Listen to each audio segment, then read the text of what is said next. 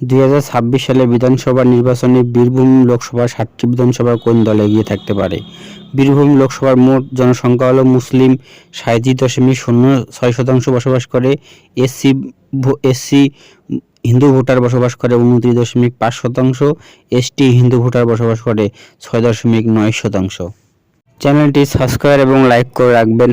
বীরভূম লোকসভাটি 1971 সাল থেকে 2024 সাল পর্যন্ত এই লোকসভাটি কোন দল কতবার জয়লাভ করে? টিএমসি 3বার জয়লাভ করে এবং সিপিএম 10 বার জয়লাভ করে। একসময় বীরভূম লোকসভাটি সিপিএম এর শক্ত ঘাঁটি হিসেবে পরিচিত ছিল।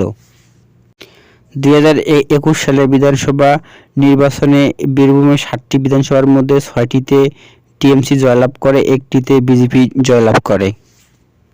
চ্যানেলটি সাবস্ক্রাইব এবং লাইক করে রাখবেন। 2024 সালের লোকসভা ভোটে এই 7টি বিধানসভার কোন দলের কয়টি বিধানসভা লিড ছিল? এই 7টা বিধানসভা 7টিতে লিড ছিল টিএমসির। 2024 সালে বীরভূম লোকসভাটি জয়লাভ করে টিএমসি শতাব্দী রায়। তিনি ভোট পান 7,17,961 ভোট, 47% ভোট পায়, 1.87% ভোট বৃদ্ধি পায়। বিজেপি এখানে ভোট পায় 5,20,311 ভোট, 34% ভোট পায়, 4% ভোট মাইনাস হয়। কংগ্রেস এখানে ভোট পায় 2,26,260 ভোট, 14% ভোট পায় এবং কংগ্রেসের 9% ভোট বৃদ্ধি পায়। এখানে 2024 সালের লোকসভা ভোটে এখানে টিএমসি জয়লাভ করে 1,97,650 ভোটে। চ্যানেলটি সাবস্ক্রাইব এবং লাইক করে রাখবেন। বীরভূম লোকসভাটি বিগত লোকসভা এবং বিধানসভা কোন দল কত শতাংশ ভোট পেয়েছে তা আলোচনা করা হলো। এখানে 2021 সালে বিধানসভা 7টা বিধানসভার ভিত্তি করে কংগ্রেস ভোট পেয়েছে 4%, বিজেপি ভোট পেয়েছে 36%, সিপিআই ভোট পায় নাই, টিএমসি ভোট পেয়েছে 52%, সিপিএম পেয়েছে 1%।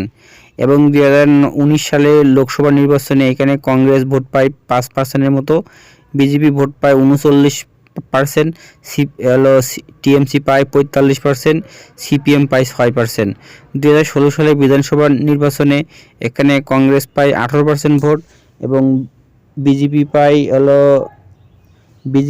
10% এবং টিএমসি পায় 47%, সিপিএম পায় 9%।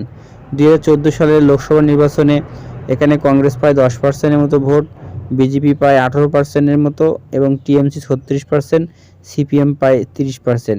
2011 সালের বিধানসভা নির্বাচনে কংগ্রেস পায় 13% ভোট, বিজেপি পায় 5% ভোট, টিএমসি পায় 34%, সিপিএম পায় 19%। 2009 সালে লোকসভা নির্বাচনে বিজেপি পায় 4% ভোট, টিএমসি পায় 47% এবং সিপিএম পায় 41%।